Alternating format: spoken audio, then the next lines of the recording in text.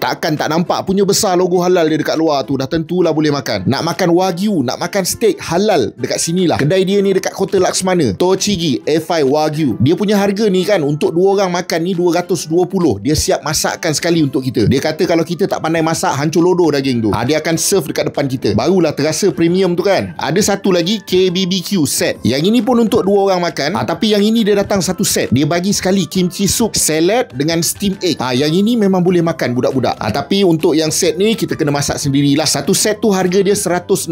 Ada luar macam tak ada orang, masuk dalam ramai. Yang ini paling banyak permintaan. Saya sendiri pun suka. Volcano rice. Dia letak slice-slice daging dekat atas, dia letak telur, bawah dia ada nasi. Yang ini harga dia murah, 49 sahaja. Satu lagi ni premium juga, Australian Wagyu Picanha. Dia 100 gram, harga dia RM65. Dia pun bagi tahu macam inilah dia akan serve nanti. Korang tengok macam ni pun dah menyelerakan. Kalau nak makan santai-santai, ada juga Wagyu Burger. Yang ini harga dia RM43 satu set. Cubalah sekali garlic fried rice, RM9 sahaja. Kalau makan dekat restoran ni jangan risau, surau pun dia sediakan. Lokasi dia dekat Kota Laksmana, Ratio Fusion Beef Cuisine. Hari Khamis sahaja dia cuti. Nanti esok boleh pergi. Okay, bye.